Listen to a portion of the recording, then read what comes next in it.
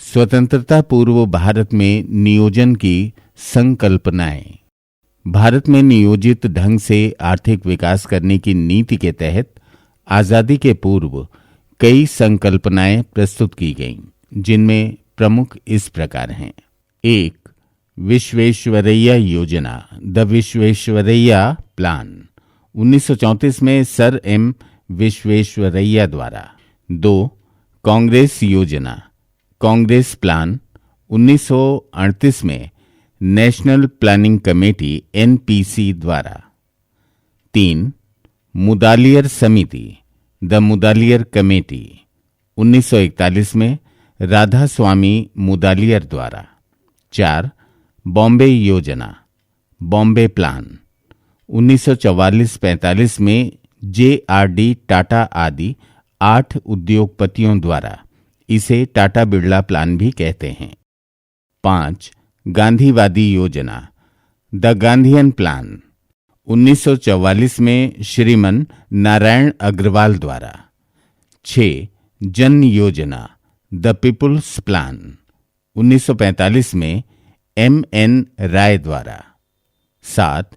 योजना सलाहकार परिषद, प्लानिंग एडवाइजरी बोर्ड, 1946, केसी नियोगी अध्यक्ष। अब हम इन संकल्पनाओं की संक्षिप्त जानकारी प्राप्त करेंगे और उस क्रम में सर्वप्रथम है 1. विश्वेश्वरैया योजना, विश्वेश्वरैया प्लान। भारत में नागरिक अभियंता तथा तत्कालीन मैसूर राज्य के दीवान सर एम विश्वेश्वरैया ने सर्वप्रथम नियोजित ढंग से आर्थिक विकास की रूपरेखा प्रस्तुत की।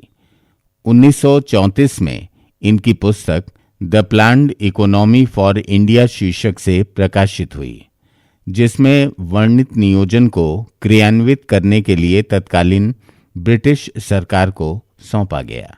ये प्रथम पुस्तक थी जिसमें योजना शब्द का प्रयोग इसके सही अर्थों में किया गया। सर एम विश्वेश्वरैया को भारत में पंचवर्षीय योजना अथवा योजना का जनक माना जाता है।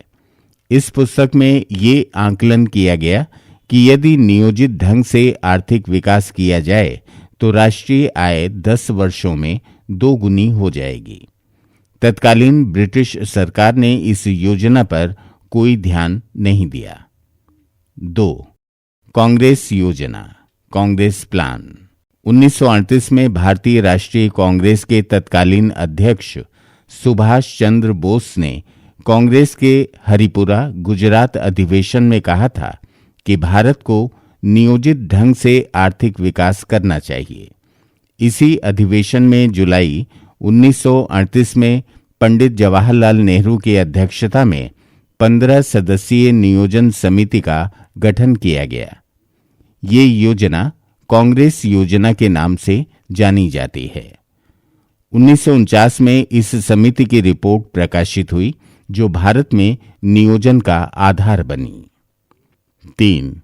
मुदालियर समिति, द मुदालियर कमेटी, जुलाई 1938 में नेशनल प्लानिंग कमीशन एनपीसी के गठन का सकारात्मक प्रभाव ब्रिटिश सरकार पर पड़ा और उसने 1941 में अर्थशास्त्री रामास्वामी मुदालियर की अध्यक्षता में एक समिति का गठन किया।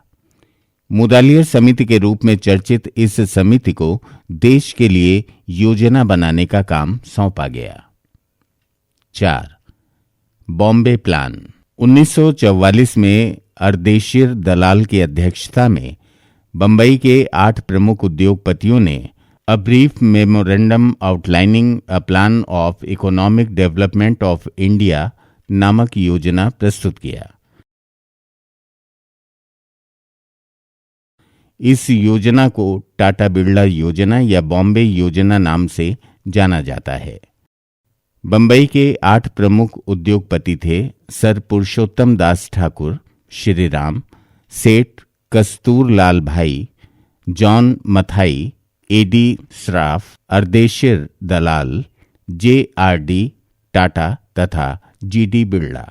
इस योजना का उद्देश्य 15 वर्षों में प्रति व्यक्ति आय 65 रुपए से बढ़ाकर 130 रुपए करना था।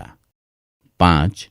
गांधीवादी योजना, द गांधीयन प्लान, प्रसिद्ध गांधीवादी विचारक श्रीमन नारायण अग्रवाल ने प्रस्तुत की थी। इसमें गांवों के स्वावलंबन के साथ विकेंद्रीकृत आर्थिक संरचना की संकल्पना थी। इसमें कृषि एवं कुटीर उद्योग पर भी बल दिया गया। इस योजना को देश में पंचायती राज का बीजारोपण माना गया। 1977 में केंद्र में बनने वाली जनता पार्टी की सरकार द्वारा इस योजना को लागू किया गया। 6. जन योजना, द पीपुल्स प्लान, मार्क्सवादी समाजवाद से प्रेरित मानववादी नेता एवं भारतीय श्रम संघ के अध्यक्ष M.N. राय द्वारा प्रस्तुत योजना जन योजना कहलाई। इसमें कृषिगत एवं औद्योगिक उत्पादन में तीव्र वृद्धि द्वारा आम जन की आवश्यकताओं को पूरा करने का प्रयास बताया गया। इस योजना में 10 वर्षों में 15,000 करोड़ रुपए के व्यय का प्रावधान था। ये पूरे देश के लिए पहली लिखित योजना थी। 7. योजना सलाहकार परिषद, प्लानिंग एडवाइजरी बोर्ड, 1946 में पंडित जवाहरलाल नेहरू के नेतृत्व वाली अंतरिम सरकार ने केसी नियोगी की अध्यक्षता में नियोजन सलाहकार समिति, प्लानिंग एडवाइजरी बोर्ड का गठन किया। जनवरी 1947 में प्रस्तुत अपने प्रतिवेदन में नियोगी समिति ने एक ऐसी स्थायी संगठित इकाई के गठन की अनुशंसा की जो स्थायी तौर पर नियोजन संबंधी गतिविधियों से जुड़ी हो।